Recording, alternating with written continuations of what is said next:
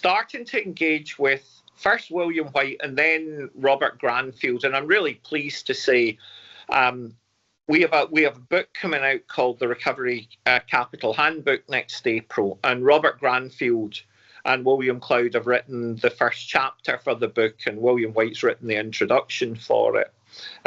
So we have been able to tap back into the but fundamentally, Wolf, the reason for starting this was twofold. One, it gave us a metric. It just gave us something we could count.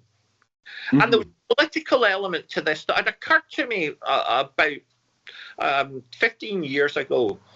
That if you use, so I was one of the authors of the Maudsley Addiction Profile, a traditional treatment outcome measure, no better or worse than any of the others, although much easier to score than the Addiction Severity Index, which I still don't really understand. Anyway, but the problem with those measures is they really work on the assumption, and it's an interesting assumption, that perfect treatment leaves you only asymptomatic.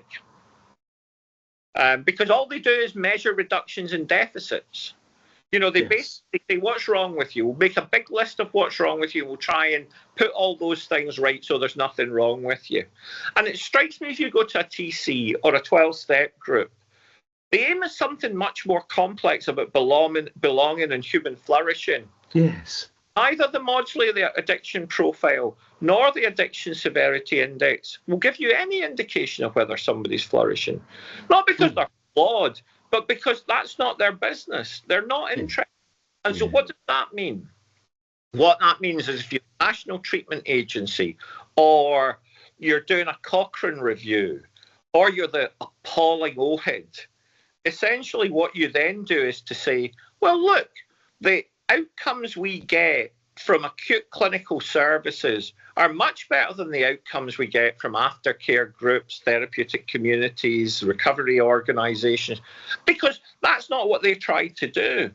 So the second thing for me about Recovery Capital was, well, why don't we have a measure of what's above the line rather than just what's below the line? And incidentally, if we were to do Recovery Capital measurement in methadone maintenance clinics, I think we generally see the scores going down over time. We might see barriers and harms and acute risks improving, but I suspect, and certainly my experience of the dreadful methadone maintenance clinic in Camberwell was, people's quality of life frequently goes down. They're less likely to die.